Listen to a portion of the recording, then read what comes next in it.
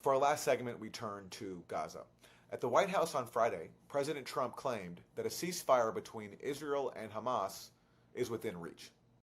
Well, they're very close to an agreement on Gaza, and we'll let you know about it during the day or maybe tomorrow, and we have a chance of that. And I think we have a chance of making a deal with Iran also. They don't want to be blown up. They would rather make a deal, and I think that could happen in the not-too-distant future. That would be a great thing if we could have a deal without bombs being dropped all over the Middle East. That would be a very good thing.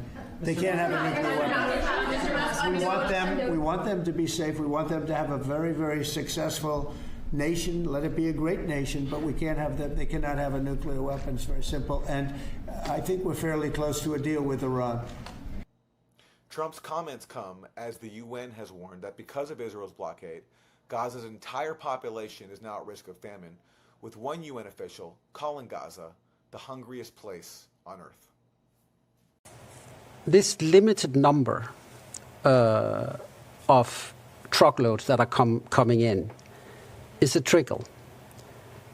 It is drip feeding food into an area on the verge of catastrophic hunger. It's not a flood. Gaza is the hungriest place on earth. And the aid operation that we have ready to roll is being put in an operational straitjacket that makes it one of the most obstructed aid operations, not only in the world today, but in recent history of global humanitarian response anyway. The UN's warning of a famine in Gaza comes as Israel and the US have launched an Orwellian new front group in Gaza, which is called the Gaza Humanitarian Foundation. This can only be described as a dystopian, cynical scheme to replace the UN and ultimately advance the Israeli agenda of ethnic cleansing. Well, to discuss this and much more, we turn now to Mouin Rabbani. He is a Middle East analyst, co-editor of Jadaliyah, and a non-resident fellow at the Center for Conflict and Humanitarian Studies. Mouin Rabbani, thank you so much for joining us on System Update. It's a pleasure to be with you. Thank you for having me.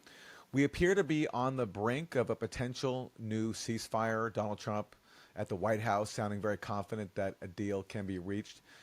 Based on the fact there have been two previous ceasefire agreements, and after which Israel has resumed its mass murder campaign in Gaza, while of course any pause to this carnage is welcome, do you have concerns that this latest deal could just be another pause to the genocide?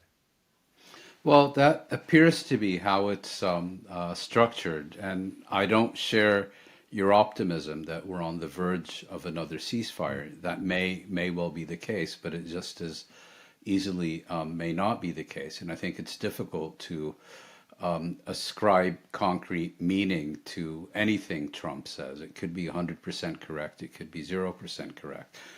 I suspect that part of the reason he made this statement is to generate further pressure on the parties, in this case particularly Hamas, because, and again, bearing in mind that we don't have definitive information, but what appears to be the case is that his envoy, Steve Witkoff, has now proposed a formula which doesn't include a guarantee that any ceasefire, any suspension of hostilities will lead to a definitive cessation of hostilities.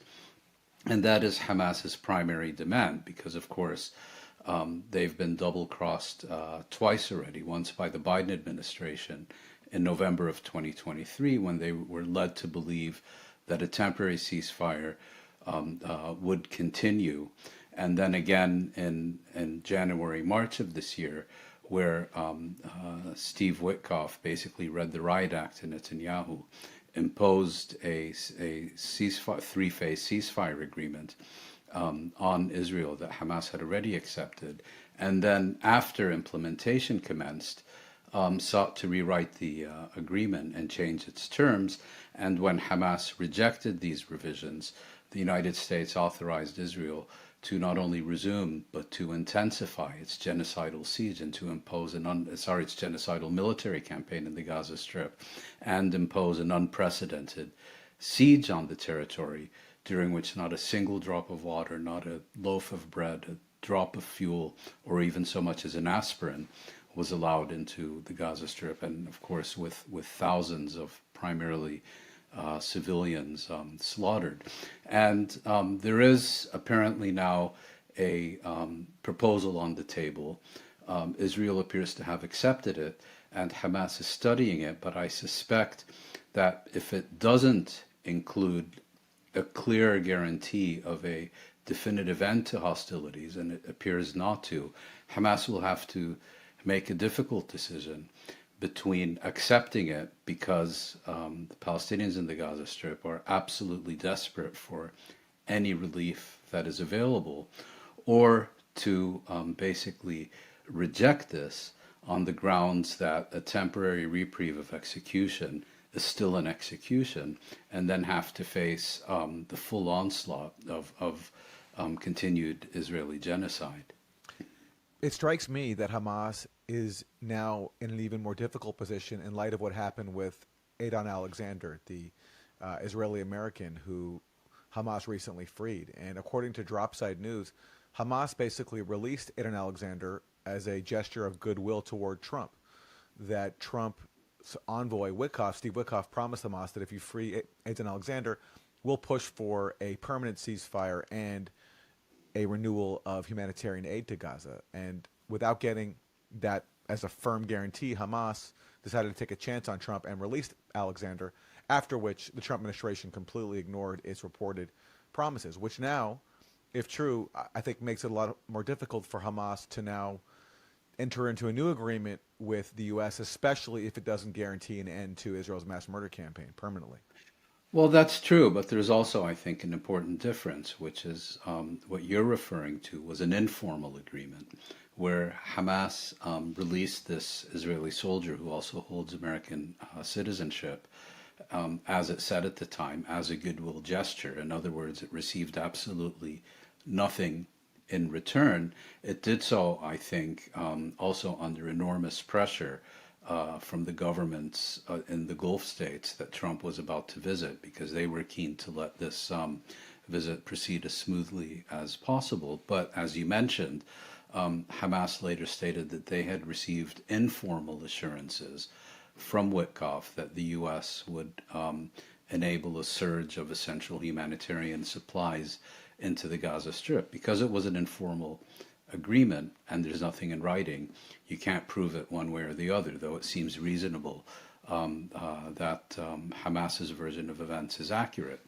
And here again, assuming for the sake of argument that that was indeed what happened, Hamas was once again double-crossed by the United States.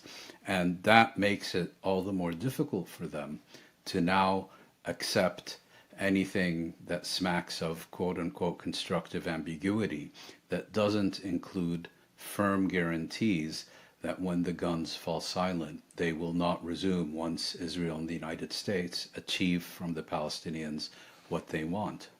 For people who would argue, why is Hamas holding on to any remaining captives at this point? All they're doing is giving Israel cover to continue carrying out its goal of mass murder and ethnic cleansing in Gaza. How would you respond to that? Well, I would respond to it in several parts. The first, of course, is that I fully agree that Hamas should have never held on to any of the civilian hostages that it seized on the 7th of October. In May of 2025, the only remaining captives in the Gaza Strip are in fact soldiers, and most of them were serving soldiers in uniform, seized while they were on active duty. So to present these as some kind of innocent civilian hostages is entirely false.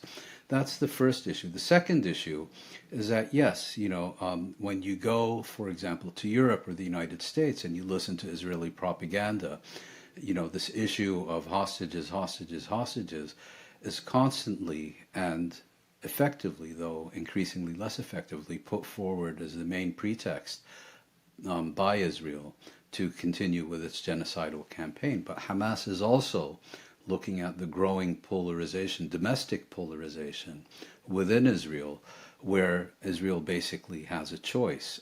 Either reach an agreement with Hamas to ensure the release of its captives or to continue the war at the not only at the expense of the release of the captives, but in the likelihood that they too will be killed by Israeli bombing or failed attempts to free them.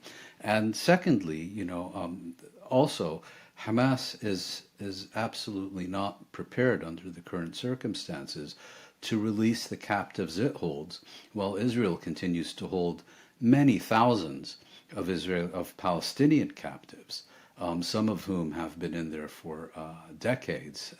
And one of the purposes of its attacks on October 7th was indeed to seize Israeli military personnel in order to exchange them, particularly for these, quote unquote, high value Palestinian leaders who have been languishing in Israeli prisons. And one of those Palestinian leaders who Hamas wanted freed is not even a member of Hamas. That's Marwan Barghouti. Can you talk about the significance of him and why Israel is so determined to keep people like him behind bars? Well, and it's not only Israel, but I'll get to that in a moment. But Marwan Barghouti has become kind of this iconic Palestinian leader since he was arrested and imprisoned by Israel in 2002, so some 23 years ago, I think, almost to the day.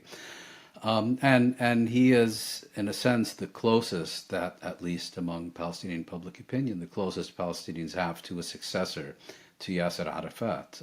The current titular leader, Mahmoud Abbas, is viewed as a legitimate Palestinian national leader by about 3 Palestinians, arguably 2, at most 4. And Hamas is seeking his release for a number of reasons. First of all, I think it wants to demonstrate to the Palestinian public that it is in this for national and not just factional reasons. In other words, obtaining the release of prominent Palestinian leaders who belong to other groups like Marwan Barghouti, of Fatah, of Ahmed Saadat, the General Secretary of the Popular Front for the Liberation of Palestine, and others, will help Hamas demonstrate that it was acting in the national and not just the factional interest. With respect to Barghouti, he is also seen as the most likely successful contender for the succession to Mahmoud Abbas if there are elections, and particularly if he is out of prison. And he is someone who is seen as amenable to national reconciliation with Hamas, whereas the appointed successor, Hussein al-Sheikh, who was recently nominated for the position by Mahmoud Abbas, is basically seen as an Israeli tool by most Palestinians.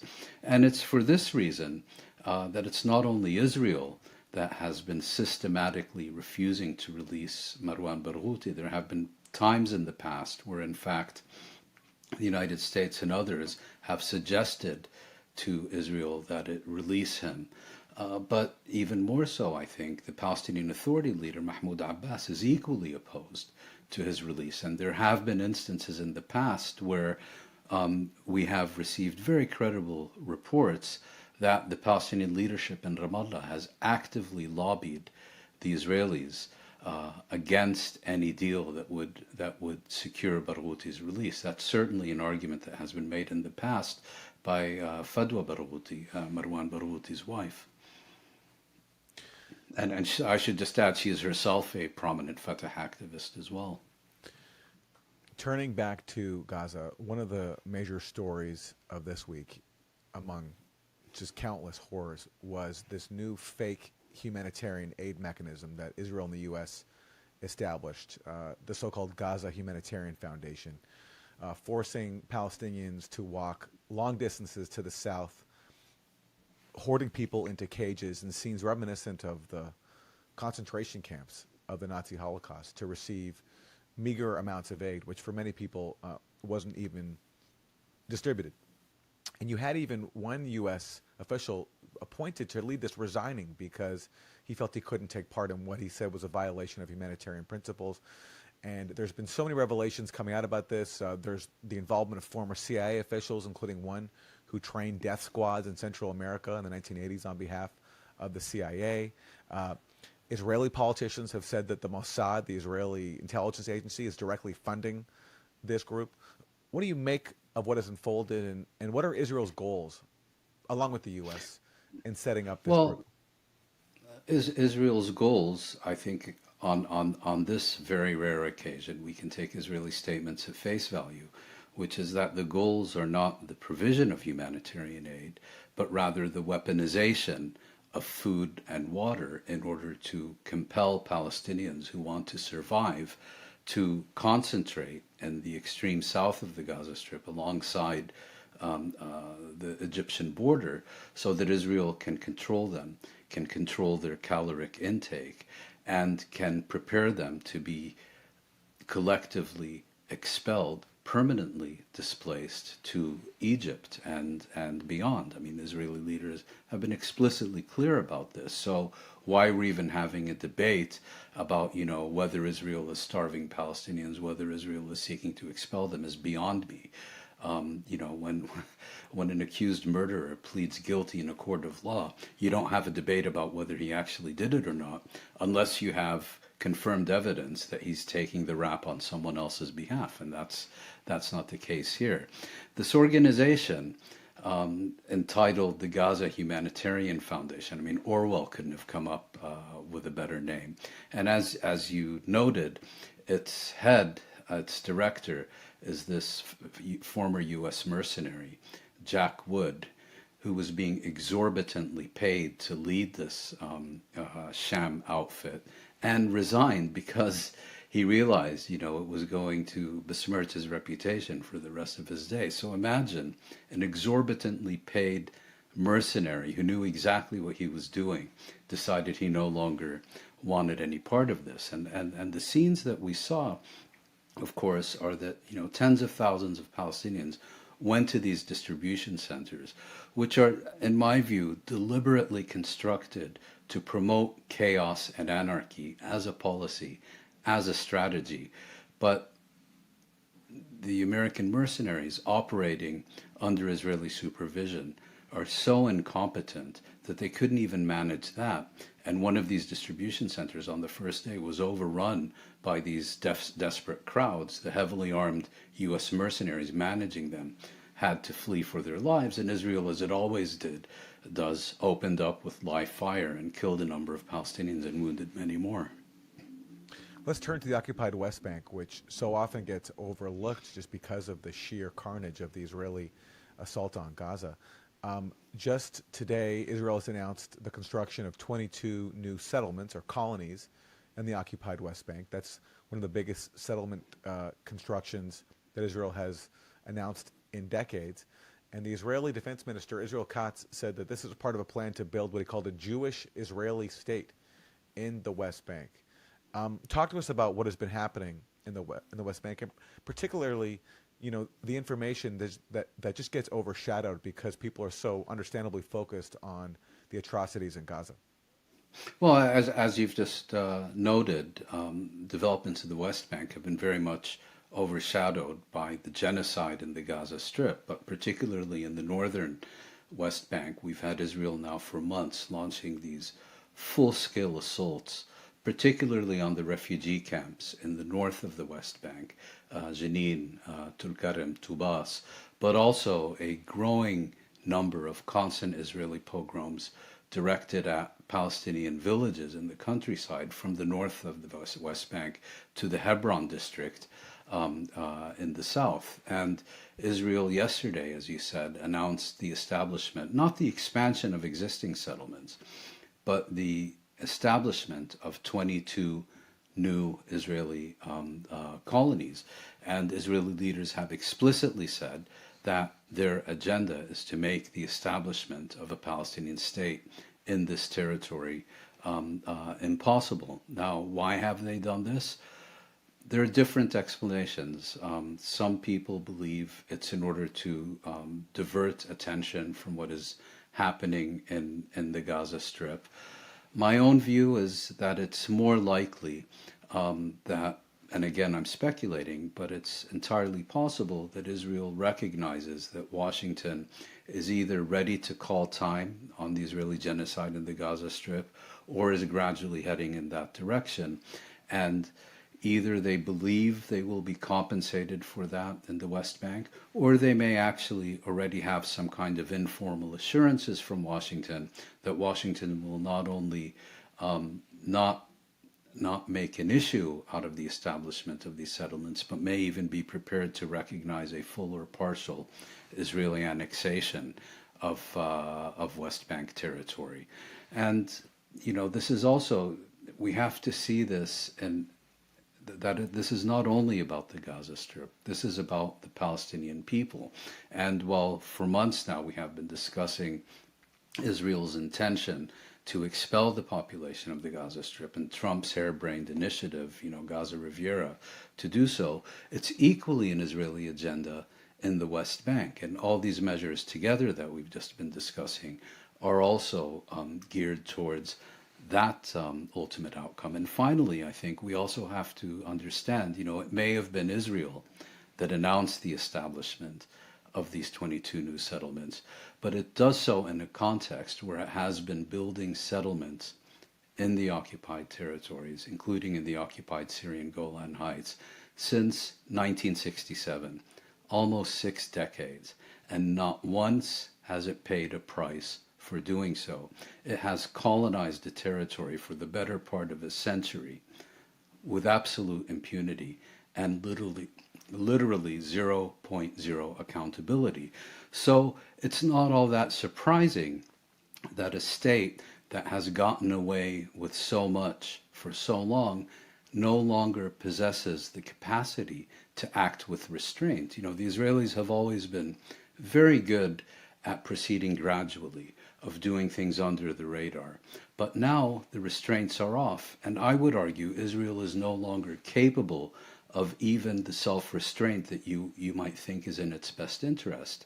It's the equivalent of a kid in the candy shop who every time he smashes something up or grabs something else gets told how cute he is by the store owner who's bearing the costs of this. There are reports that countries, including the UK and France, are preparing to recognize Palestinian statehood. But the U.S., by contrast, is openly against that, as they have been for many decades. And I want to get your reaction to some remarks from the U.S. representative at the UN.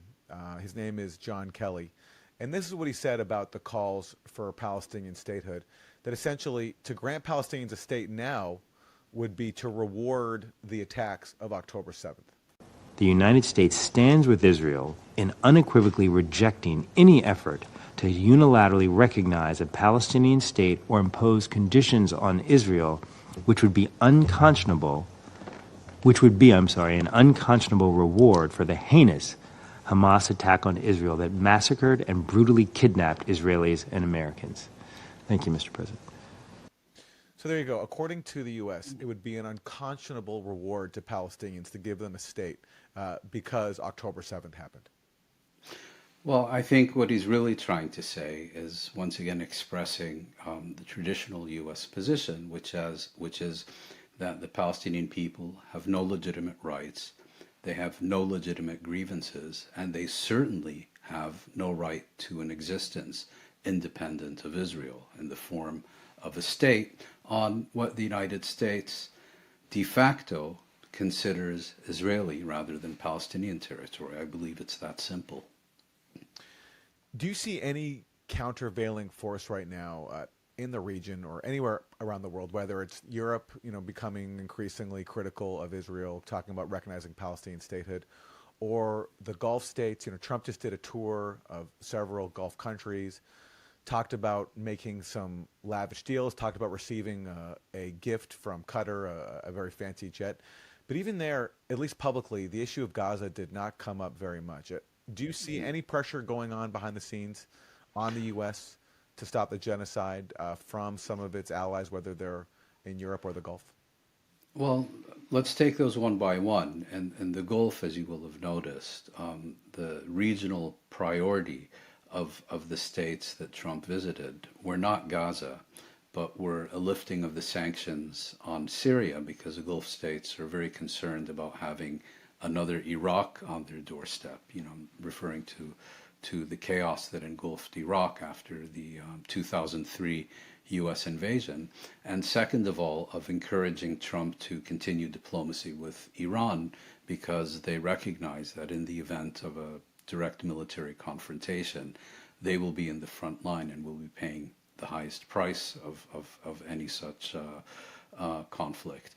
And Gaza was, I think, much less of a priority, barely registered in these discussions, except perhaps, as a kind of minor issue. When we did see the Arab states, and not only the Gulf states, collectively and loudly and very publicly come out in opposition to the United States, was in February when Trump proclaimed his harebrained initiative about expelling all the Palestinians to make way for what he called the Gaza Riviera, because that was a fundamental difference. Since October 2023, well, for much longer, but particularly since then, Israel has been slaughtering Palestinians in their own homeland.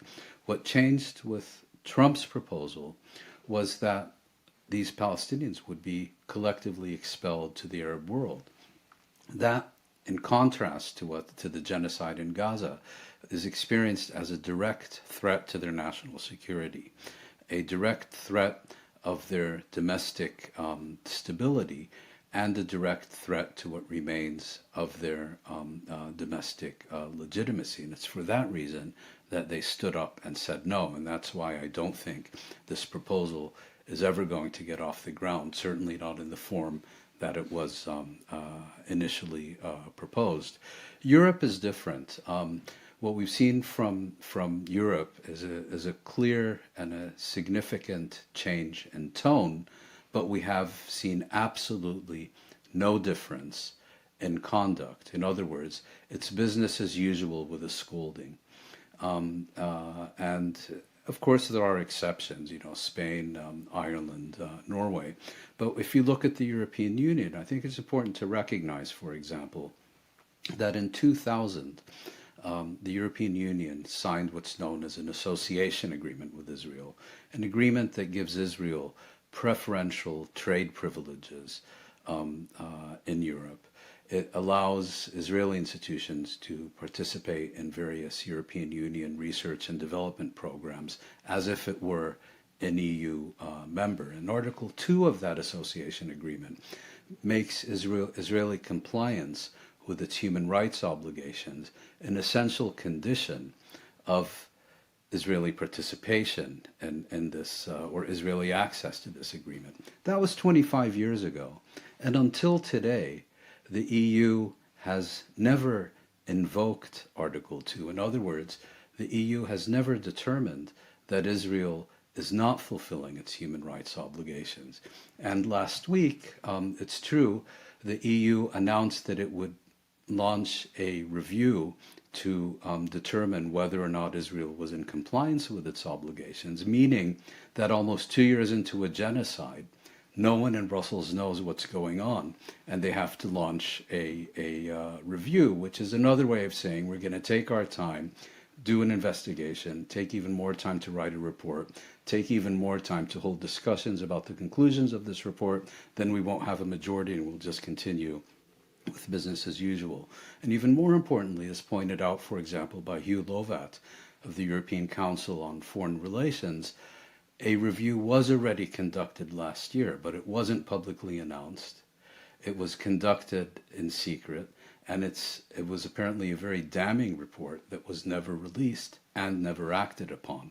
So, even when we get to issues like France and potentially others declaring that they are considering or even intend to recognize Palestinian statehood, well, all well and good, but if it's not paired with concrete action to make such a state possible, to reverse the Israeli occupation of these territories.